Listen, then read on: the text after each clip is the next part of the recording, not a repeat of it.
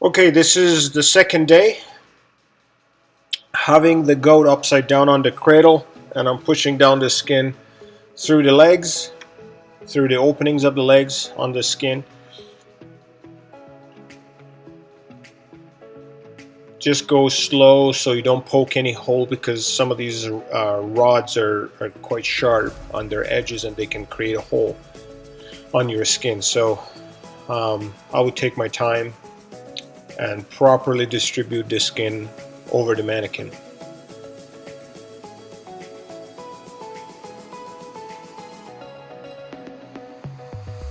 Long-haired animals, they can be quite challenging. Sometimes you lose your way around the skin.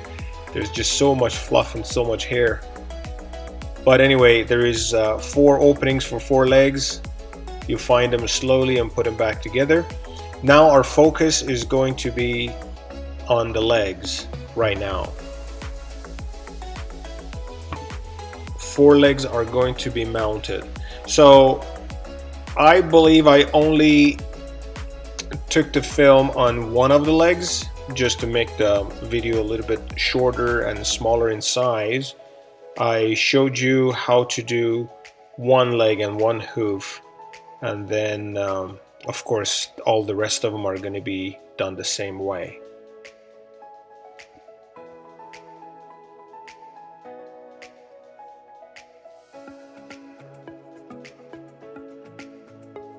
Yeah, we're just making sure that the skin is properly adjusted around the whole leg again, and just one more time making sure, because we want to have the skin in the right place when we're sewing it instead of pulling it.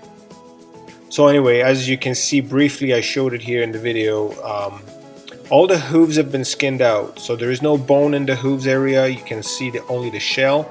I have filled them up with clay. There's some more clay I'm putting in there, as you can see, and just grabbing them and grabbing the leg with the skin, put them in there, and a couple of T-pins will hold the skin on the mannequin for now while I get ready for sewing. And those are smaller hooves that you can see, they are basically filled up as well, and they're just going to be sewn, like, because usually they make the incision right through them, right between them, sorry, and then it's easy to just sew them back on. And when I'm sewing it, I'm using Fireline fishing line, and it's 20 pound. It's very strong and it holds its shape, and it holds all the knots and everything very nice. And yeah, as you can see, I start sewing it down, and you might think that what happens to the hide paste. In these areas, I usually apply the hide paste as I go. Like, I usually sew a little bit, and then before I continue, I apply a little bit of a hide paste and I squeeze it under the skin. I just hate having hide paste rubbed on the hair, so I come up with different ideas on how to avoid that from happening. And also I've seen some folks that they like to use caulking. They squirt some caulking under the skin. I don't see it being any problem, and like you can see that I'm applying the same hide paste that I apply on the whole animal with a little bit of brush. It's just different methods, you know. There is too many different ways to do something, and some people adapt to one method and they're comfortable with it, they like it, they like the results, they figure out how to make it work, and they stick with it. So the point is that as long as you get it done right, it doesn't matter which method you pick up.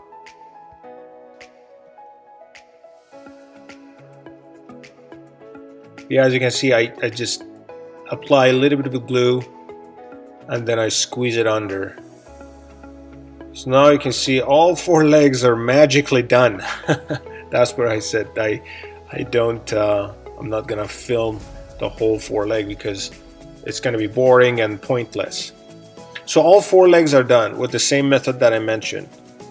Now that the legs are done, I am rolling up the skin and trying to have it all bunched up on top of the rods while I have the mannequin upside down.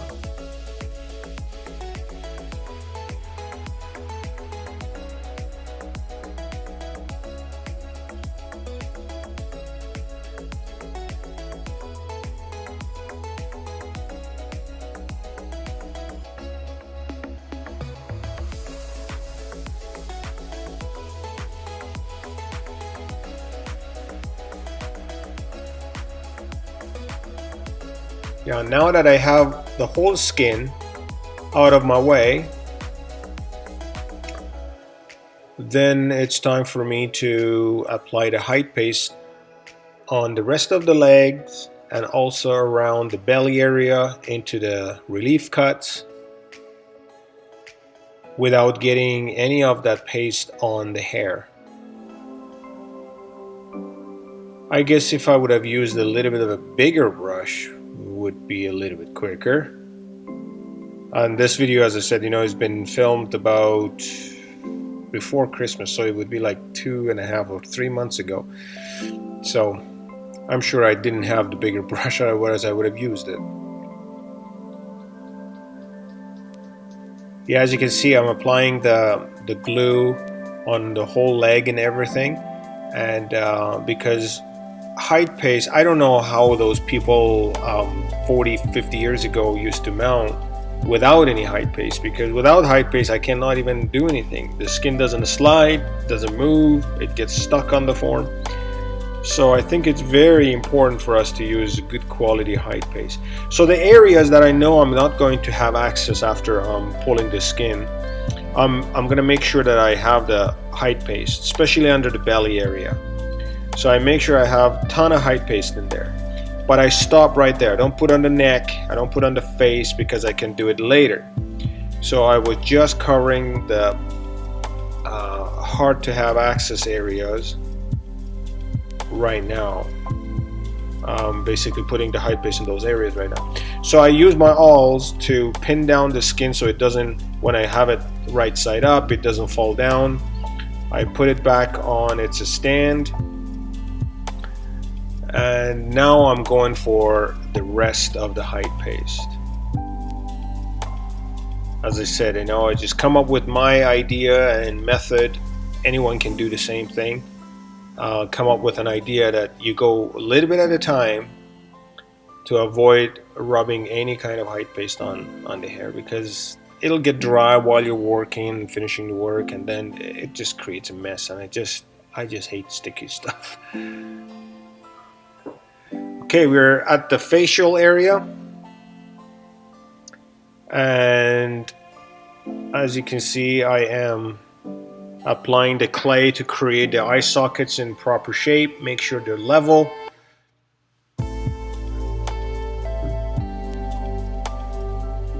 Sometimes eye sockets are not created level. I tried them a couple of times. So with a little bit of a light, you can always ensure that your pupil is level to the ground. Sorry, the camera went out of focus here.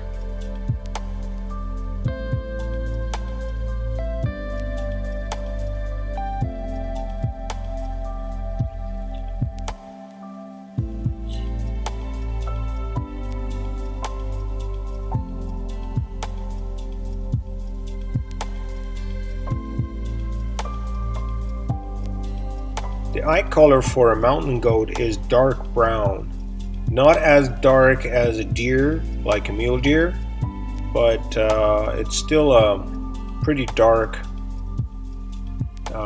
color eye for a white animal like that. These dark eyes, you just gotta have to have one of those flashlights helping you to see the pupil. Otherwise, if you just trust your own vision in a dim area, you can easily have them out of place and not knowing. And by the time it's dried out, if you realize it then, it's gonna not be so good.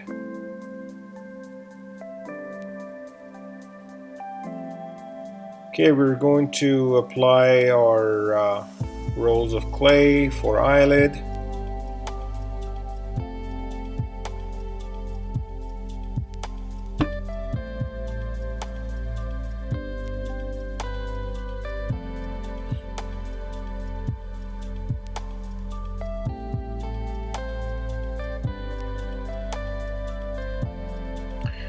The topper eyelid is always important to smooth and feather it out into the bump of the eye socket that you have created on the form with your mache. You have to smooth it out. You make sure that it's not creating any stepping surface. It has to be smoothed out in one smooth contour. And of course the lower eyelid the same way with the lower eye muscle.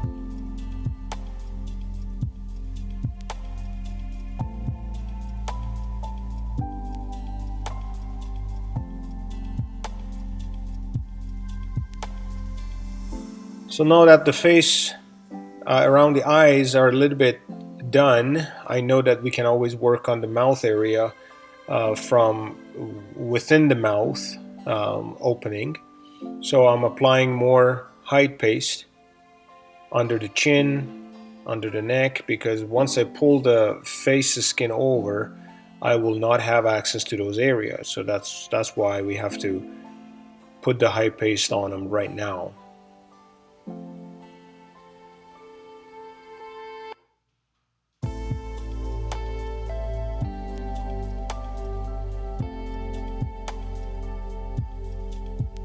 Okay, time to pull the skin over the face and adjust the skin all around the neck.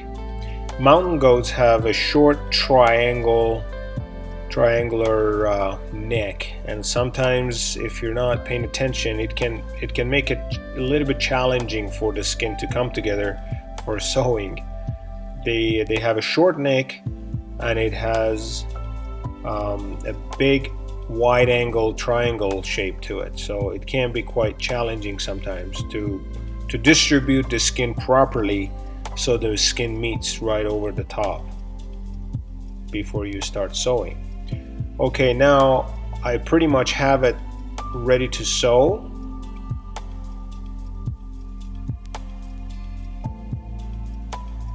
And with the help of that height paste, you can see that I can easily pull the skin wherever I want and adjust its distribution before we start sewing. So even before we start sewing on the back, I like to distribute the skin properly around the eyes, because sewing starts right from between the horns. So I just make sure that the skin is there in the proper spot with the proper basically relaxed situation, so it's not being pulled on too hard. And once I know everything where it needs to be, then I'll start sewing.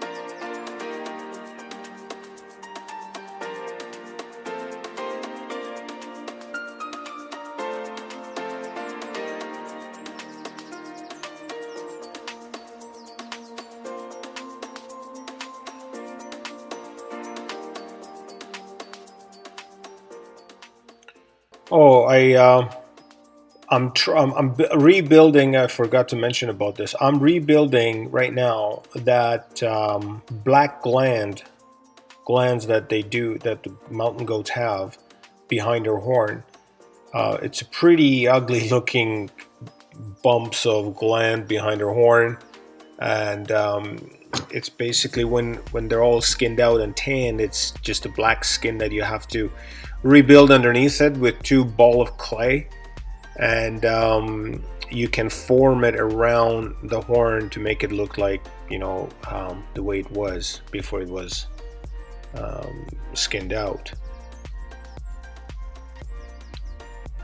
And of course the surface of those glands, when they dry out, they're gonna look too smoothed out, and I like to give it another fine surface with black epoxy sculpt and give it some texture that makes it look like makes it look natural, actually, instead of being too smoothed out.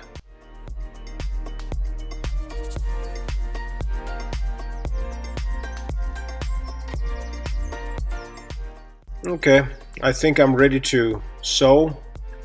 I cover up the face to keep it moist so it doesn't dry out. And now we're gonna go through turbo speed of sewing the back. As I go, you see that I apply more height paste around the sewing area, so it's going to be covered with height paste when I'm done. Okay, this was the end of the video number 2. Thanks for watching. Stay tuned. Number 3 is coming up shortly. Any question, please leave it in the comment area. I'll answer every question.